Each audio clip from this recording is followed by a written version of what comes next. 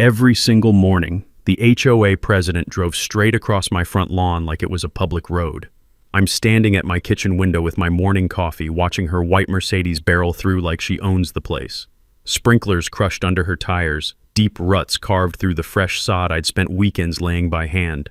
Mud and debris sprayed across the flower bed my wife planted before she passed away, our last project together.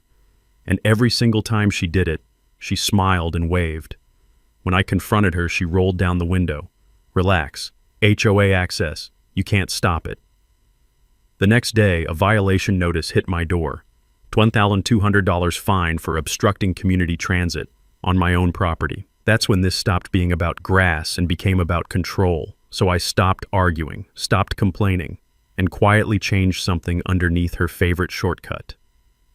The next time her Mercedes used my yard, it found out who really owned the ground. Drop your location and your craziest neighbor story below. Let me tell you about Cheryl Brennan, because understanding your enemy is half the battle. Picture a woman who treats a homeowners association like her personal kingdom. Real estate agent by day, neighborhood dictator by night. She's got the kind of smile that says, "I'm helping you," while she's picking your pocket. Drives that white Mercedes with HOA Queen vanity plates. Yeah, she actually thought that was clever. Cheryl lives 4 houses down in the biggest model home Pinewood Estates offers. Our little community of 180 homes, built back in 2018 when everyone thought planned communities were the future of suburban living. What they didn't plan for was giving someone like Cheryl a uniform and a badge. My name's Marcus Hartwell. I'm 58, retired civil engineer who spent 30 years designing municipal infrastructure systems.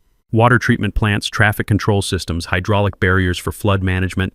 I specialized in building things that worked perfectly under pressure. My wife Sarah and I moved here 18 months ago for what was supposed to be a quiet retirement.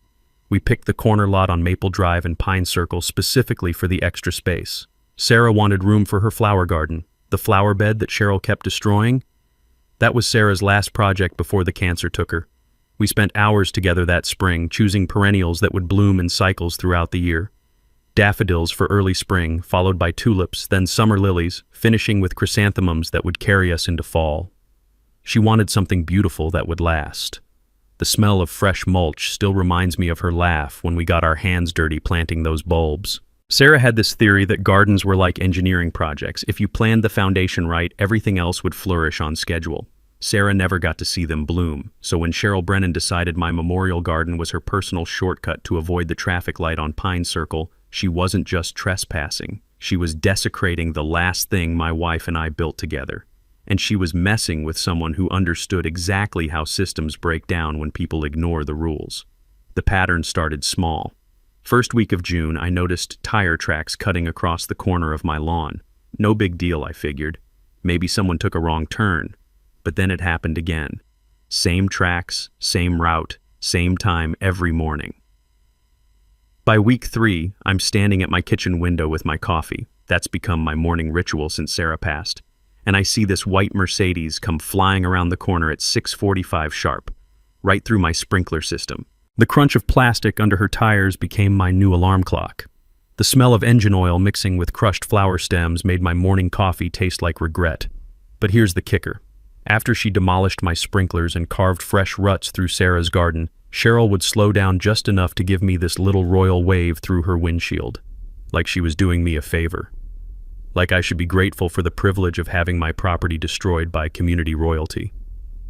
I tried the polite approach first. Knocked on her door that Saturday morning, introduced myself as the new neighbor, mentioned that her morning route was causing some damage to my landscaping. Could she maybe use the actual road? That condescending smile. "Oh, Marcus," she said my name like she was talking to a confused child. "That's just community access. HOA covenant allows for emergency routing. You'll get used to how things work around here." Emergency routing. Through a flower garden. At 6:45 a.m. every day for 2 months. That's when I realized this wasn't about convenience or community access or emergency anything. This was about power. About establishing who runs the neighborhood and who follows orders. Cheryl Brennan had decided I was going to be one of the followers. She picked the wrong engineer. Because while Cheryl thought she was breaking a grieving widower's spirit, She was actually challenging someone who'd spent 3 decades designing systems that could handle any kind of pressure. And when those systems failed, I knew exactly how to rebuild them stronger. Time to show our HOA queen what happens when an unstoppable force meets immovable engineering. After that conversation, Cheryl's morning shortcuts became bolder. She wasn't just cutting across my lawn anymore, she was making a statement. The Mercedes started showing up with friends. Morning dog walkers began using my property as their route to the community park. Delivery drivers discovered they could use my driveway for 3-point turns instead of finding proper space on the street. I even caught some teenager practicing parallel parking maneuvers on my front lawn while his girlfriend filmed it for TikTok. When I asked one of the dog walkers to use the sidewalk, she looked at me like I'd grown a second head. Cheryl said this was fine. She said you don't mind sharing community space. Community space? On my deed. That's when my engineering brain kicked in. See, engineers don't get emotional about problems. We get systematic. So I installed 3 discrete security cameras with different angles covering my property. Started a spreadsheet documenting every violation with timestamps, weather conditions, and damage assessments.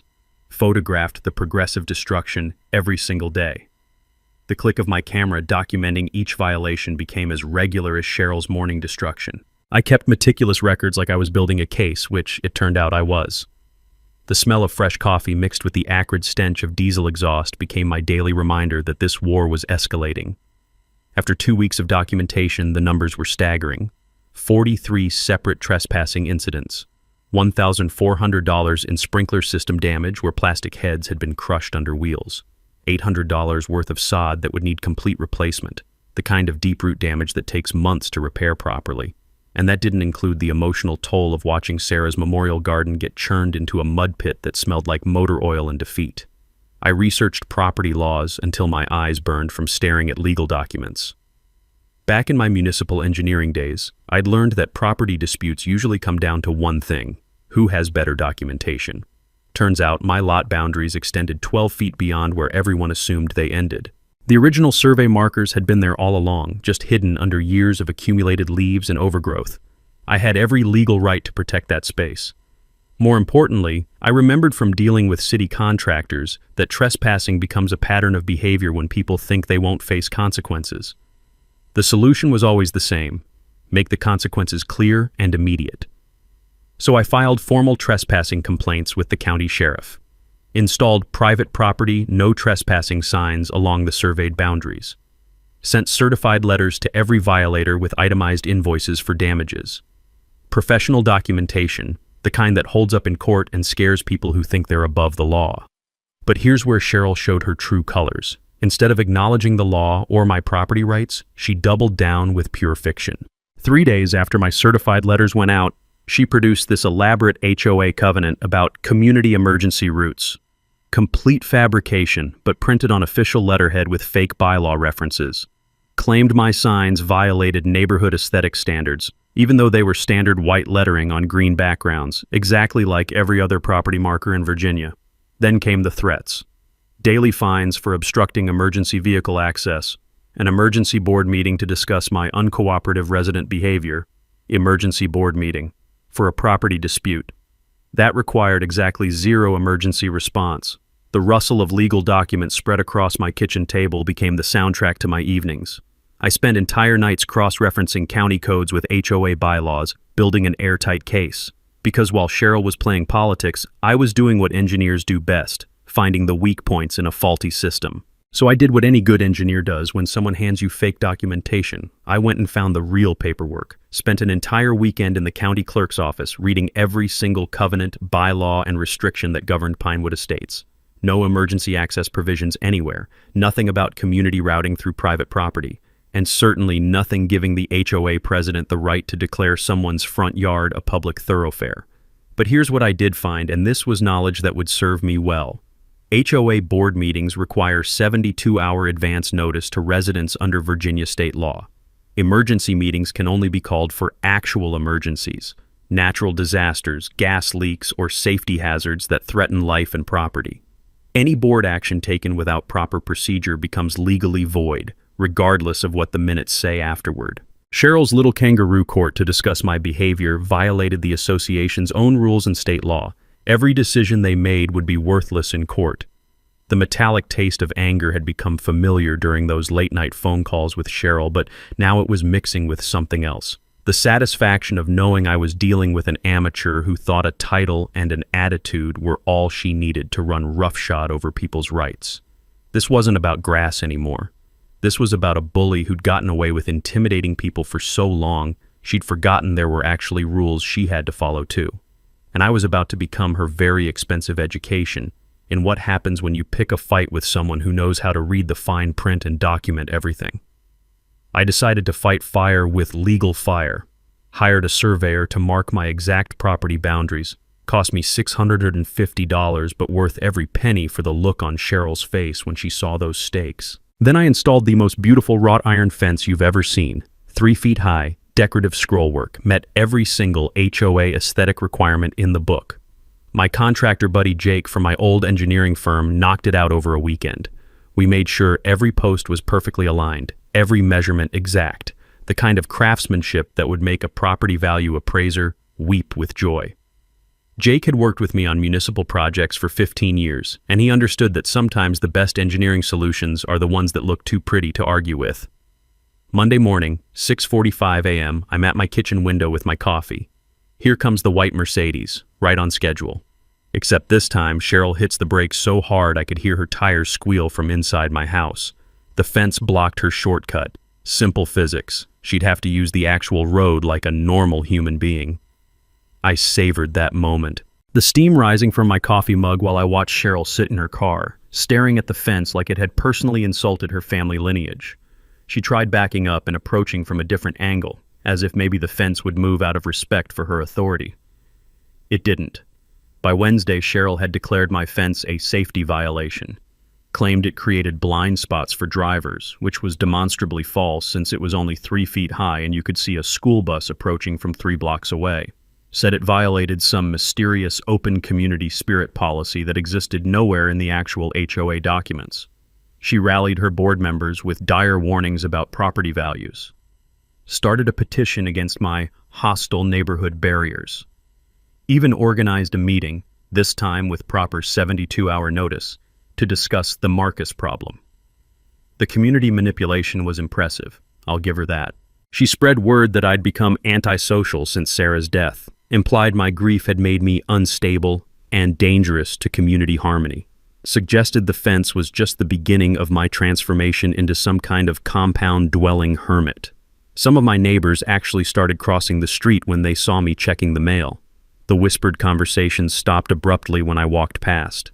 Even Mrs. Patterson next door, who used to bring me casseroles after Sarah passed, suddenly found reasons to avoid eye contact. Then came the violation notice, hand-delivered by Cheryl herself, with that same condescending smile that made my jaw clench every time. $12,200 fine for obstructing community transit patterns, claimed my fence violated non-existent emergency access requirements, demanded immediate removal or I'd face escalating daily penalties. If the fines reached $5,000, they'd put a lien on my property. The paperwork was impressive, official HOA letterhead, legal language, reference numbers that looked authentic, but something about it bothered me. In my years working with municipal contracts, I'd learned that legitimate penalties always follow documented procedures. This felt rushed, improvised. So I called the other board members, started with Susan Lennox, the secretary. "Susan, I got this fine notice about my fence. Can you walk me through the hearing process?" Silence. Then, "What hearing? I don't know anything about a fence fine." Same response from Robert Hayes, the treasurer. Neither one had any idea what I was talking about. They'd never voted on my case, never seen evidence of violations, never authorized any fines. Cheryl had essentially forged an official HOA action using her position as president. That's when I remembered something from my municipal days. Most state laws require board majority votes for penalties over $100, and they have to follow their own documented procedures. When I dug deeper into Virginia HOA regulations, Cheryl's $1,200 fine required a formal hearing, evidence presentation, and recorded board vote, none of which had happened. I researched the ownership history of our neighborhood and found something that made my engineer's brain start connecting dots. In the past 3 years, 3 families had voluntarily moved away after extended conflicts with the HOA. All 3 properties were resold through Cheryl's real estate agency. All 3 sold for $15,000 to $20,000 below market value, the kind of discount you see when people are desperate to escape a situation. Cheryl's commission earnings from those forced sales exceeded $25,000. The real estate connection hit me like a cold shower. This wasn't about community standards or property management. This was a business model. Harass property owners until they sell at a loss, then profit from their desperation. Create enough chaos and legal fees that people choose escape over fighting. The smell of rain on concrete outside my window mixed with the bitter taste of realization. I wasn't dealing with an overzealous HOA president. I was dealing with someone running a sophisticated harassment scheme for personal profit. But here's what Cheryl didn't know about engineers. We don't just solve problems. We study the entire system until we find every weak point. And her system had some very interesting vulnerabilities that she was about to discover the hard way. Time to turn this from defense into offense. Because if Cheryl Brennan wanted to play games with fake legal documents and forged board votes, she was about to learn what happens when you pick a fight with someone who actually understands how the law works. Cheryl's response to my fence was like watching a masterclass in petty tyranny. She launched a harassment campaign that would have impressed a military strategist. Daily compliance inspections became my new reality. Cheryl would show up with a clipboard and a camera, searching for violations like a detective hunting for evidence. Grass 1/4 inch over the height limit. Citation. Guest parking for more than 4 hours. Violation notice. Using my lawnmower during permitted hours on Saturday morning. Noise complaint. The financial assault was methodical. $200 daily penalties for my continued fence violation. $150 administrative fees every time I appealed a citation. $500 legal consultation charges when I questioned the board attorney's involvement, even though I'd never spoken to any attorney. After 3 weeks, my HOA fines approached $4,000 for a fence that violated absolutely nothing in the actual covenants. But the social isolation hurt worse than the money. Suddenly, my invitations to neighborhood barbecues disappeared. Cheryl had organized a WhatsApp group for Marcus monitoring updates. Yes, I found out about that from Jake when he overheard his wife talking about it. She encouraged neighbors to report any concerning activities, which apparently included me working in my own garden and having groceries delivered. The smell of paranoia was thick as summer humidity. People crossed the street to avoid conversations. Parents pulled their kids inside when I walked to my mailbox. Cheryl had turned me into the neighborhood boogeyman without ever proving I'd done anything wrong. Then the property sabotage started. I woke up one morning to find my garden hose cut clean through. No security footage. Whoever did it knew exactly where my cameras couldn't see. Next week, my mailbox post was loosened, requiring $80 in repairs. Then my trash bins kept getting accidentally knocked over, spilling garbage across Sarah's memorial garden. The final insult was the herbicide damage. Someone had sprayed weed killer in a perfect line across Sarah's flower bed. The perennials she'd chosen so carefully started browning and dying, one by one. The acrid chemical smell made my eyes water every time I tried to tend what was left of our garden. That's when I installed night vision cameras and started a deeper investigation into HOA finances. Back in my municipal engineering days, I'd worked with enough city budgets to know what financial fraud looks like. Missing receipts, inflated costs, payments to vendors who never show up, it all follows the same patterns. When your HOA collects fees for maintenance and improvements, you have the right to see where that money goes. I requested 3 years of financial records and spent evenings analyzing every expense report. $30,000 in unexplained emergency maintenance. Invoices from contractors I'd never seen working in our community. 3 separate bills for repairing the community pool, which had been resurfaced exactly once in my 18 months here. Emergency tree removal for trees that were still standing healthy in our common areas. The biggest red flag was the vendor addresses. 3 of our largest contractors were registered to the same residential address, which happened to be owned by Cheryl's sister. Classic embezzlement setup. Create fake companies, submit inflated bills, approve your own payments. That's when Margaret Lennox knocked on my door. Margaret used to be the HOA treasurer before she quit 6 months earlier. Quiet lady in her 60s, kept to herself, but she'd been watching my fence situation with growing concern. She had copies of expense reports from 2022 and 2023 that showed a pattern of financial irregularities. "Marcus," she said, sitting at my kitchen table with a manila envelope thick with documents. I should have spoken up sooner, but Cheryl keeps files on every resident. Personal information, financial troubles, marriage problems, she uses it to keep people quiet. The documents Margaret brought were explosive. Invoices for work that was never performed. Payments to companies that existed only on paper. Emergency repairs that cost 3 times the normal rate and were authorized solely by Cheryl without board approval. Contractor licenses that had expired years ago. Insurance certificates that were photocopied fakes. Total questionable expenses, $73,000 over 3 years. I remembered something from my days working with city contracts. Legitimate contractors always have active business licenses, current insurance certificates, and references from multiple previous jobs. When vendors refuse to provide this basic information, or when all the emergency work mysteriously goes to companies owned by board members' relatives, you're not looking at poor management. You're looking at organized theft. Margaret's evidence changed everything. This wasn't just about my fence or my property rights. Cheryl had been systematically stealing from every family in Pinewood Estates while playing community dictator. Every inflated invoice, every fake emergency repair, every no-bid contract to her sister's companies. It was all funded by neighbors who trusted their HOA leadership. But confronting a thief with evidence isn't enough. You need a plan that protects you and stops them permanently. And for that, I was going to need some specialized help and a solution that would make Cheryl's next move her last mistake. The next phase of this war required precision engineering and perfect timing. Time to build something that would turn Cheryl's own arrogance into the trap that finally caught her. Margaret's evidence was just the beginning. When I spread those documents across my dining room table, I wasn't just looking at financial fraud. I was looking at Cheryl's entire criminal operation. $73,000 embezzled through vendor kickbacks.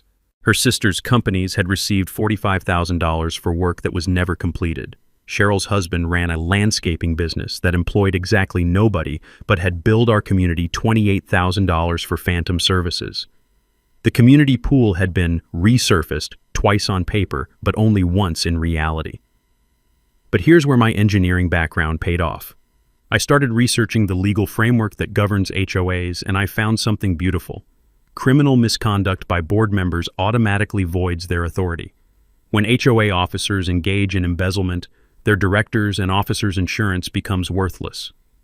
The original developer covenants that give them power over residents become legally null. Most importantly, any access rights they've claimed disappear the moment they're proven to be criminals. Cheryl thought her position made her untouchable, but theft makes you legally powerless. I contacted David Rodriguez, an attorney who specializes in HOA fraud cases. David explained something crucial that I remembered from my municipal contract work. When board members steal from communities, they become personally liable for all damages. Their homes, their cars, their retirement accounts, everything becomes fair game for lawsuit recovery. The insurance angle was particularly satisfying. Cheryl probably thought the HOA's insurance would protect her from any legal consequences. But insurance policies don't cover criminal activity. The moment she stole that first dollar, she voided every protection her position offered. That's when the hydraulic bollard idea clicked into place. As a civil engineer, I'd worked with retractable barriers for traffic control around construction sites. Modern systems are incredibly sophisticated. They can be triggered remotely, they're powered by renewable energy, and they're completely legal to install on private property for security purposes. The beauty of hydraulic bollards is their dual nature. When lowered, they look like decorative posts marking a driveway entrance. When activated, they become impenetrable steel barriers that can stop a truck going 40 miles per hour. The engineering is elegant, hydraulic pressure distributed through steel cylinders, controlled by electronic systems that respond instantly to remote commands. Cost for a 4-post system with smartphone integration, around $4,000 including installation. Cost of watching someone who's been stealing from your neighborhood get trapped by their own arrogance. Absolutely priceless. David helped me understand the legal positioning perfectly. Installing security barriers on private property is not only legal, It's recommended by law enforcement for areas with ongoing trespassing problems. As long as the system has manual overrides and doesn't create genuine imprisonment, it's just sophisticated property protection. I researched the specifications for weeks. Solar-powered hydraulic systems with smartphone control, battery backup to prevent system failures during cloudy weather, emergency manual releases accessible from inside the trapped area. Everything designed to be completely legal while being absolutely effective. The technical specs were impressive. Each bollard could withstand 50,000 pounds of lateral force, rise to full height in 30 seconds, and operate for 6 months on solar power alone. The control system would log every activation with timestamps and GPS coordinates, perfect evidence for any legal proceedings. But the psychological component was equally important. Cheryl's ego demanded public displays of her power. She couldn't resist opportunities to humiliate people in front of witnesses. That personality flaw was going to become her downfall. The power dynamic had completely shifted. Cheryl thought she was dealing with a grieving widower who'd roll over when pressured. Instead, she was facing a civil engineer who'd discovered her crimes and was building a trap with surgical precision. I started planning the installation logistics. Jake would handle the excavation and hydraulic systems during a weekend when Cheryl was out of town. The control equipment would be disguised as landscape lighting fixtures. The whole system would appear to be a simple driveway upgrade until the moment it was needed. Time to move from defense to offense. But first, I needed to assemble a team that could coordinate the legal, technical, and community aspects of what was about to become Cheryl Brennan's very expensive final lesson in property rights. David Rodriguez became my legal quarterback, coordinating a multi-pronged attack that would have made a military strategist proud. First move, bring in Sarah Kim, a forensic accountant who specialized in unraveling financial fraud. Sarah had worked cases from church embezzlement to municipal corruption, and she recognized Cheryl's patterns immediately. This is textbook HOA theft, Sarah explained during our first meeting at David's office. Create fake emergencies, inflate repair costs, route payments through family businesses. The only unusual thing is how sloppy she's been with the documentation. Sarah's investigation made Margaret's evidence look like amateur hour. She traced electronic transfers, cross-referenced bank records, and documented a systematic embezzlement operation that had been running for 4 years. The total theft exceeded $95,000 when you included fake invoices for community amenities that were never delivered. Jake Martinez, my contractor friend, handled the technical installation with the precision we'd learned working on municipal projects together. We designed the Bollards system as a driveway security upgrade, 4 decorative posts along my driveway entrance that could rise 4 feet in 30 seconds. The engineering was beautiful. Solar-powered hydraulic cylinders buried 18 inches underground, connected by PVC conduits that looked like standard irrigation lines. Battery backup system disguised as landscape lighting fixtures. Control panel hidden inside a fake electrical meter box. To any casual observer, it looked like I'd installed attractive driveway markers with subtle LED accent lighting. Jake understood the importance of redundancy from our construction days. Marcus, if we're doing this, we're doing it right. Triple backup power, manual override accessible from 3 different locations, and diagnostic systems that log every operation. The smartphone app was surprisingly intuitive, 4 buttons corresponding to each bollard, with options for individual or simultaneous activation. GPS integration that would only allow operation from within a 100-foot radius, preventing accidental triggers from inside the house. Margaret became our community coordinator, quietly building support among neighbors who'd been intimidated into silence for too long. We went house to house sharing financial evidence, showing families exactly how much they'd been overcharged in fees. The mathematics were damning. Average household overpayment of $2,200 over 3 years. Fake emergency assessments that should have been covered by regular fees. Contractor work billed at triple the market rate for jobs that were never completed properly. 23 families signed a petition demanding complete financial audits and emergency board removal. 3 current board members, Susan Lennox, Robert Hayes, and Jennifer Walsh, quietly resigned rather than face association with Cheryl's crimes. They'd never been active participants, just intimidated into rubber stamping her decisions. David coordinated with the law enforcement agencies, preparing criminal referrals for embezzlement, mail fraud, and tax evasion. The insurance fraud report went to the state attorney general. Civil lawsuits were drafted for property damage, emotional distress, and fraudulent misrepresentation. But the psychological component required the most careful planning. I needed Cheryl to believe she'd won completely before springing the trap. So I started playing the defeated homeowner with Academy Award-worthy performance. I removed my fence voluntarily, telling neighbors I couldn't afford the legal fees anymore, mentioned family pressure to sell and move closer to my children in North Carolina. Let slip comments about retirement savings being wiped out by legal costs and feeling overwhelmed by the whole situation. The performance was Oscar-worthy. I let word spread that I was financially exhausted, emotionally broken, and ready to surrender. Cheryl ate it up like honey, telling anyone who'd listen that she'd taught Marcus Hartwell about community cooperation and restored proper neighborhood order. Meanwhile, I was running final tests on the Bollards system every night after dark. The hydraulic motors were whisper quiet, rising and lowering with mechanical precision. Jake had installed pressure sensors that would detect attempts to drive over lowered posts, automatically raising them if anyone tried to force entry. David arranged media contacts through his network of investigative reporters who specialized in local government corruption. Channel 7's Consumer Protection Unit was particularly interested in HOA fraud stories. The Sheriff's Department received briefings about potential trespassing violations and civil disturbances. Sarah prepared evidence packages for multiple agencies: FBI Financial Crimes Unit, State Attorney General, Local District Attorney, and Civil Court. Every document was authenticated, every financial transaction traced, every fraudulent invoice cross-referenced with legitimate contractor databases. The trap was elegant in its simplicity. Legal property protection backed by overwhelming criminal evidence coordinated with media coverage and law enforcement response. All triggered by a target whose ego would demand she make her victory as public and humiliating as possible.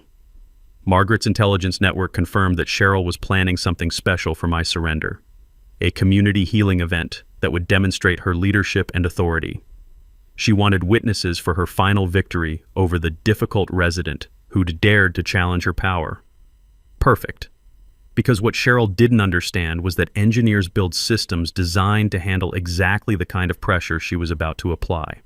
And when those systems activate, they don't just solve the immediate problem, they eliminate it permanently. The remote control felt solid in my hand during those final tests. 4 buttons controlling 4 steel posts. Perfect engineering for imperfect justice. All I needed was for Cheryl's arrogance to drive her straight into my driveway for one final demonstration of her authority. Time to see if the mouse would take the cheese. Cheryl's victory lap was everything I'd hoped for and more. She scheduled what she called a community compliance celebration for the Saturday after I removed my fence, invited supporters to witness the restoration of neighborhood harmony, even hired a professional photographer to document her triumph over the difficult resident. Word spread through our neighborhood network that Cheryl was planning social media posts about effective leadership and standing up to antisocial behavior. She was going to turn my surrender into her campaign platform for something bigger, maybe city council or county commissioner. The woman's ego knew no bounds. The setup deepened when I ran into Janet Morrison at the grocery store. Janet lived next door to Cheryl and had become her unofficial intelligence gatherer. I made sure to mention my family's pressure to sell and move closer to my grandchildren in Arizona. The legal fees just exhausted my savings, I told Janet, making sure I sounded defeated and resigned. Sarah always said life's too short to fight battles you can't win. Maybe it's time to listen to her wisdom. I could see Janet practically salivating at this intelligence. By Thursday, everyone in Pinewood Estates knew Marcus Hartwell was beaten and planning his exit.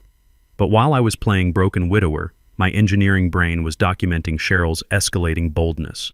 She authorized $8,000 in emergency tree removal using her sister's crew, healthy oak trees that pose no threat to anyone. No board vote, no resident notification, money transferred the same day to family business accounts. The pattern was accelerating. Success breeds arrogance, and arrogance breeds mistakes. Cheryl was getting sloppy, authorizing bigger thefts because she thought I was too broken to investigate further. Thursday evening, Margaret called with intelligence that made my pulse quicken. Marcus, Cheryl's planning something big for Saturday. She's invited board members, supporters, even some city council candidates she wants to impress. She's calling it a leadership demonstration. Friday afternoon, Cheryl knocked on my door with an invitation that made my heart race. She wanted to hold her neighborhood improvement meeting on Saturday morning in my front yard, said it would be symbolic of community healing and cooperation. "Marcus," she said with that patronizing smile I'd grown to despise, "this is your chance to show everyone that you understand how things work around here. We can put this whole unpleasantness behind us and move forward as a stronger community." I agreed immediately, with just the right amount of grateful relief. "I appreciate the opportunity to make things right, Cheryl. I know I've been difficult since Sarah passed."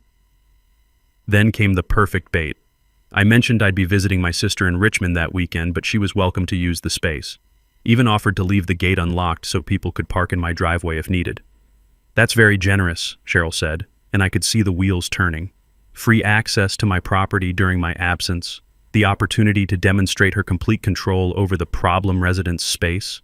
Her ego couldn't resist. The invitation was perfect psychological manipulation.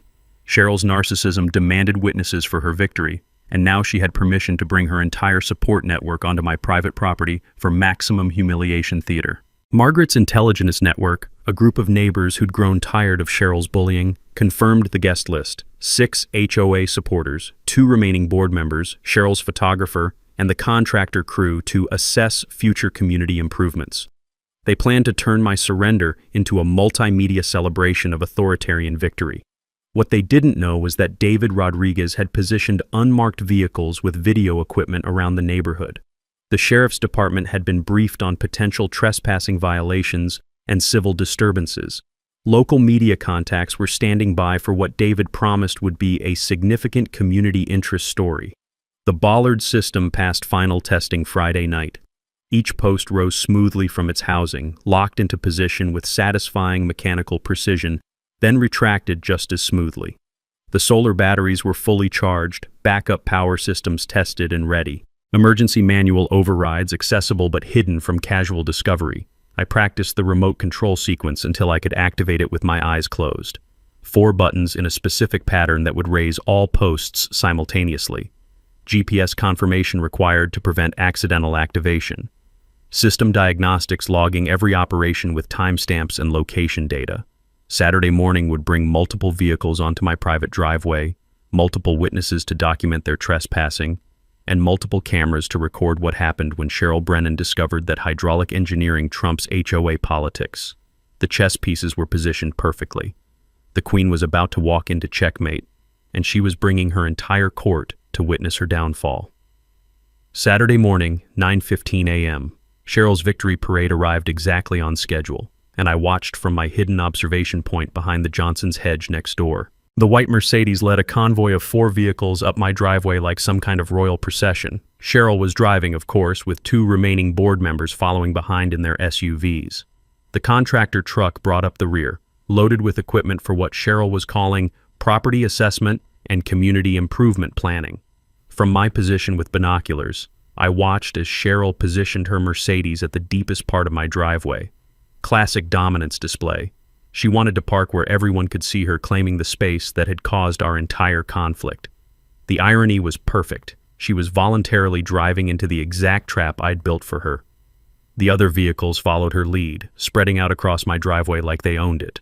Board member Susan Lennox, who'd apparently unresigned for this special event, parked her Lexus Crossways behind Cheryl.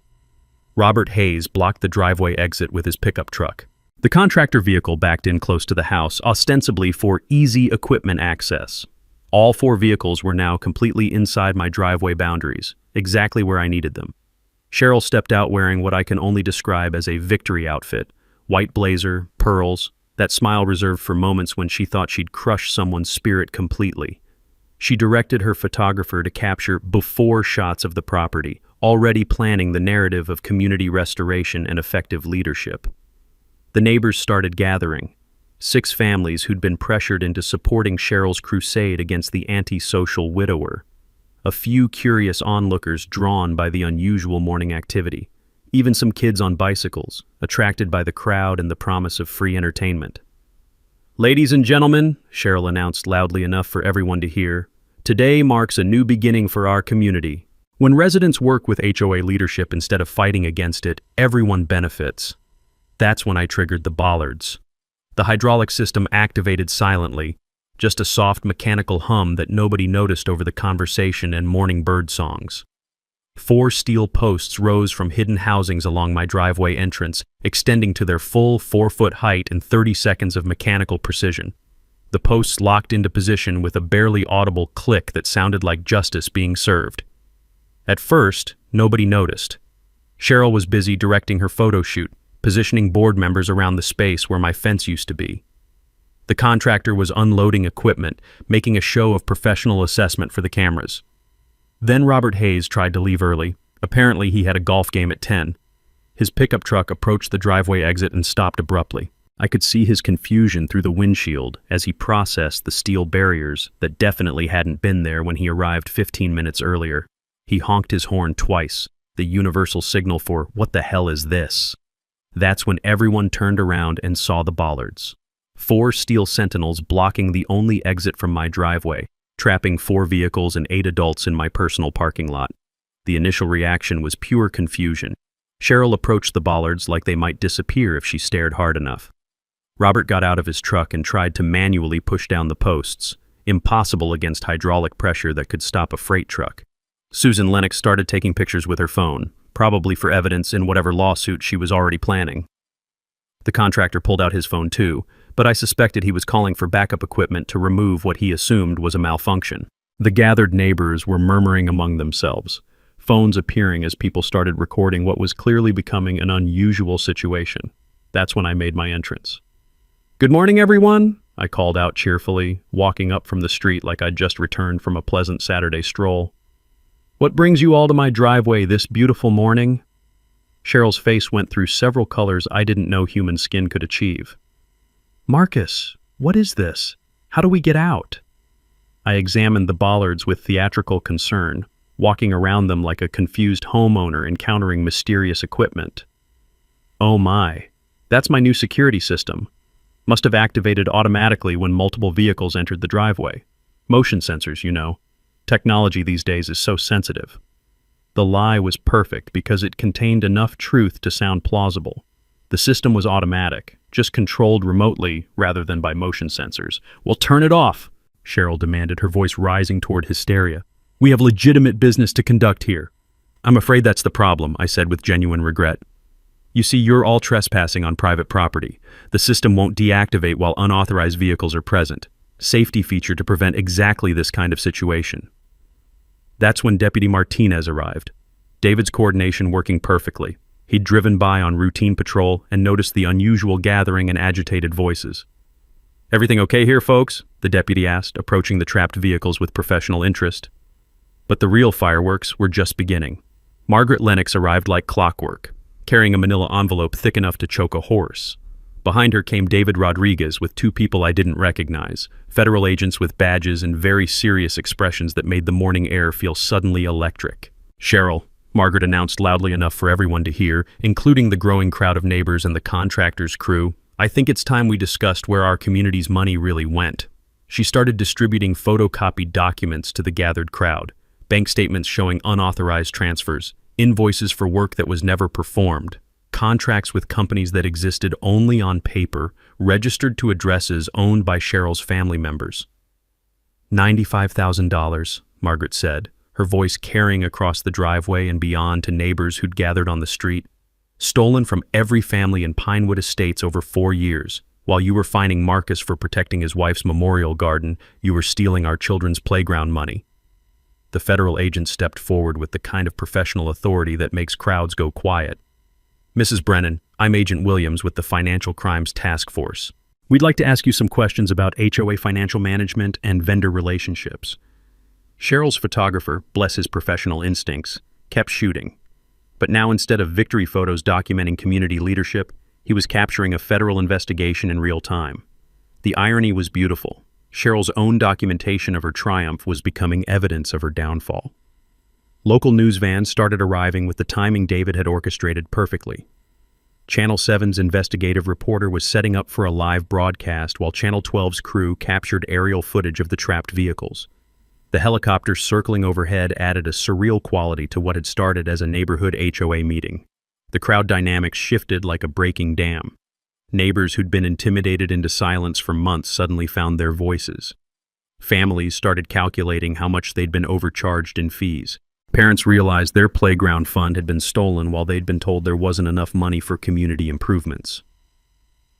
Every family paid an extra $2,200 over 4 years, Margaret continued, waving the financial documents that Sarah Kim had helped authenticate. While Cheryl threatened Marcus with fines for protecting his property, she was stealing money meant for our sidewalk repairs, our community center maintenance, our holiday decorations. Susan Lennox, one of the trapped board members, suddenly developed amnesia about her support for Cheryl's leadership. "I never authorized those payments," she announced to anyone who'd listen, including the federal agents taking notes. "I never even saw half those invoices. Cheryl said board approval wasn't needed for emergency expenditures." The crowd pressed closer to the Bollards, but now they weren't trying to help Cheryl escape. They were making sure she couldn't leave until they got answers to 4 years of questions about missing money and inflated fees. That's when Channel 7's reporter Jennifer Walsh pushed her microphone toward me. "Mr. Hartwell, how does it feel to finally have justice for the harassment you've endured?" I looked at the 4 trapped vehicles, then at Cheryl's face, which had gone from angry red to defeated gray. The remote control felt warm in my pocket. 4 years of planning and 6 months of harassment coming down to this single moment of perfect engineering justice. "For months, Cheryl Brennan treated my property like her personal highway," I said, speaking directly to the camera while the crowd went silent. "She destroyed my late wife's memorial garden while stealing money from every family in this community. Today she learned that bullying widowers has consequences and that hydraulic engineering is more reliable than HOA politics." The crowd erupted in applause that echoed off the surrounding houses like thunder. Car horns honked in support from neighbors watching from their driveways. Kids on bicycles cheered like it was the 4th of July and New Year's Eve combined. Agent Williams approached the Bollards with professional interest, examining the engineering with obvious appreciation. "Mr. Hartwell, this is quite a system. How do we resolve the vehicle situation so we can continue our investigation?" I pulled out the remote control, a simple black device about the size of a garage door opener that represented months of planning and thousands of dollars in engineering. "Mrs. Brennan, I'll lower these bollards the moment you publicly resign as HOA president and agree to full restitution for what you've stolen from our community." Cheryl looked around at the federal agents, the news cameras, the angry neighbors, and the documents proving her crimes. Her empire of petty tyranny was collapsing in real time on local television, and everyone could see the exact moment she realized her game was over. "This is entrapment," she said weakly, her voice barely carrying over the crowd noise. "You can't force me to resign under these conditions." Agent Williams cleared his throat with the authority of federal law enforcement. "Ma'am, financial crimes are federal offenses regardless of HOA politics. Your cooperation with restitution might be viewed favorably during sentencing, but that's a conversation for your attorney and the U.S. Attorney's Office." The news helicopter circled overhead, while social media exploded with live streams of the confrontation. Head HOA justice started trending locally as neighbors shared the story of hydraulic revenge and financial crime exposure. Finally, faced with federal charges, media exposure, and community outrage that was growing louder by the minute, Cheryl cracked. "Fine," she said, her voice barely audible over the crowd noise and helicopter rotors. "I resign as HOA president effective immediately. I'll work with my attorney on financial resolution." I pressed the button. The Bollards retracted into their housings with a satisfying hydraulic hiss that sounded like justice being served with precision engineering. 4 expensive vehicles were finally free to leave my driveway, but Cheryl Brennan's troubles were just beginning. 6 months later, Cheryl Brennan was serving 24 months in federal prison for embezzlement, mail fraud, and tax evasion. Her real estate license was permanently revoked by the state board. The courts ordered $120,000 in restitution, the stolen money plus interest, penalties, and punitive damages that would follow her for years. Asset seizure recovered most of the funds through a process that was as methodical as it was satisfying. Cheryl's Mercedes went up for auction, along with her vacation home in Virginia Beach and her husband's construction equipment. Every family in Pinewood Estates received refund checks averaging $400, plus interest calculated from the dates of the original thefts. My settlement for property damage, legal fees, and emotional distress came to $18,000, enough to restore Sarah's memorial garden with improvements she would have loved. I installed a beautiful stone border with her name engraved in granite, surrounded by the perennials she'd chosen. They bloomed exactly as she'd planned, cycling through colors from spring to fall in a display that drew visitors from across the neighborhood. The new HOA board implemented transparency reforms that would have made government accountability advocates weep with joy. All financial records posted online monthly with detailed expense breakdowns.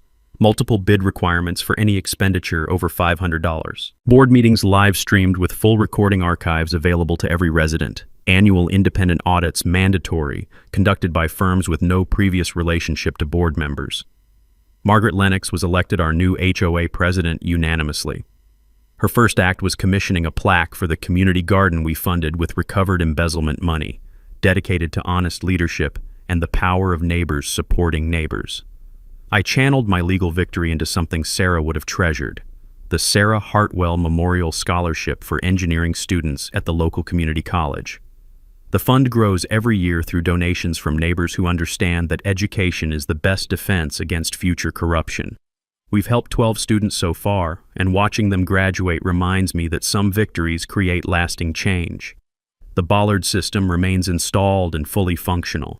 It's featured in my property insurance policy as a legitimate security improvement that actually reduced my premiums. Home Security Magazine ran a feature article about creative solutions for persistent trespassing problems. And I get emails weekly from people dealing with similar harassment asking for installation advice.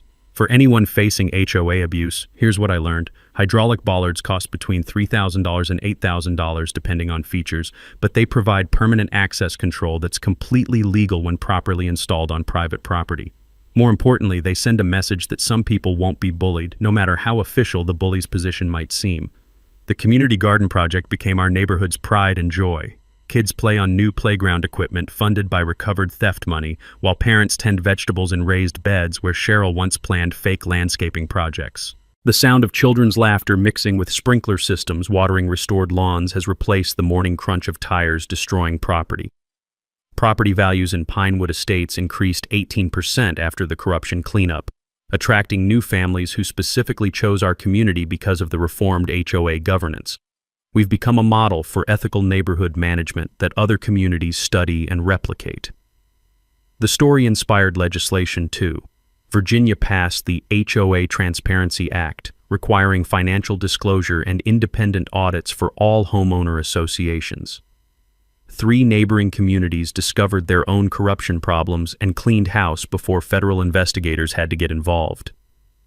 I still have coffee at my kitchen window every morning, but now I'm watching kids ride bicycles safely on actual sidewalks instead of watching my property get destroyed by entitled adults. The smell of fresh mulch in Sarah's memorial garden reminds me that some battles are worth fighting, especially when you have the engineering skills to win them decisively. Last month, my daughter visited from Seattle and brought her kids to see their grandmother's garden. Watching my grandchildren play among the flowers Sarah planted while bollards stood guard like steel sentinels reminded me why some fights are worth winning. Their laughter echoed across the same space where Cheryl once tried to break my spirit, and I knew Sarah would be proud of how the story ended. The remote control sits in my kitchen drawer now, rarely needed but always ready. It's a simple device that represents something profound: the power of preparation, precision engineering, and refusing to let bullies win through intimidation and theft.